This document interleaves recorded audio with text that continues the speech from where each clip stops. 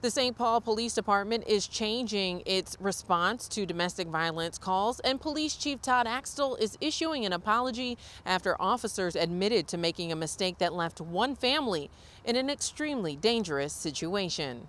We should have handled it differently, and so we wanted to find out what we could do to make sure that it didn't happen again to another victim. An African-American mother says she was left to fend for herself after calling St. Paul police to bring her children to safety. Her 4 kids were stuck inside their home with their ex-boyfriend, who was armed.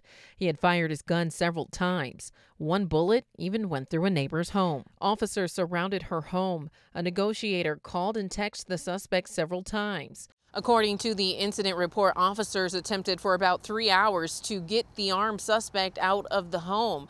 When they failed to make any progress, they decided to tactically disengage, which basically just means they cleared the scene, leaving the armed suspect inside the home with 4 children and leaving one mother feeling abandoned by police. I had a chance to speak with her. She does not want to be identified for safety reasons. She tells me that, yes, her children are okay physically, but she's seeking mental health services to help them cope with this traumatic incident. She also told me she would like to see whatever officer at St. Paul Police Department who made the call to leave her and her family in this dangerous situation, she wants to see that individual terminated. While our policy was created with good intentions, it wasn't meant to apply in a situation where there's an immediate threat, where you have kids in the house. In this letter to St. Paul Police Chief Todd Axtell, the city attorney, along with 5 others, called for a review of the department's tactical disengagement policy, stating there's considerable concern about this incident.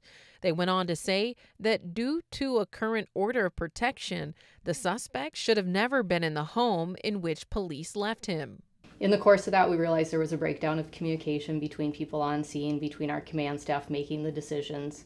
But in order to change course for future incidents, we looked at what we could do to revise our policy to make sure it doesn't happen again. Has there been other instances besides the one in the fall where tactical disengagement was used in response to a domestic violence call?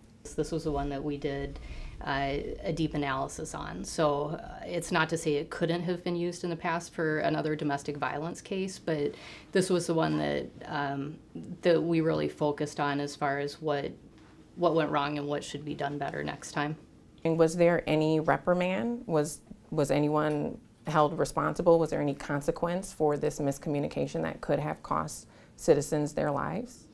You know, what we looked at didn't point to one individual person. It looked at this is something that our department needed to own. When you have it going up to the level of an on-call chief, that's something the department needs to own.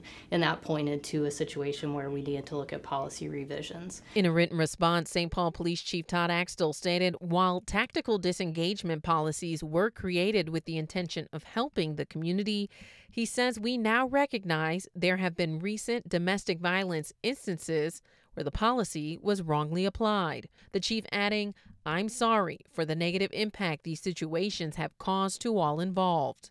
Was an apology ever issued to her or her family? Our investigators worked with her afterwards on this case. I don't know exactly what they talked about. My intent personally was to reach out to her once this policy was finalized, knowing that we're in the final steps. When you reach out to her, do you plan to apologize for what happened?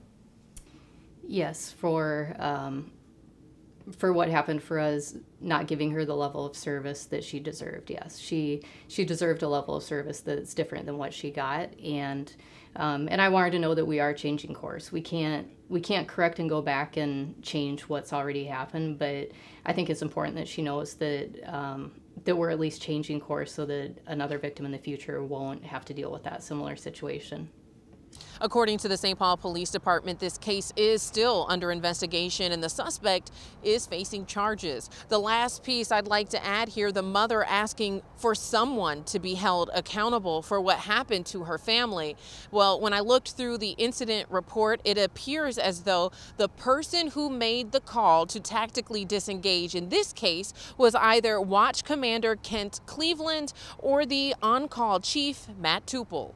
In St. Paul, I'm Georgia Fort.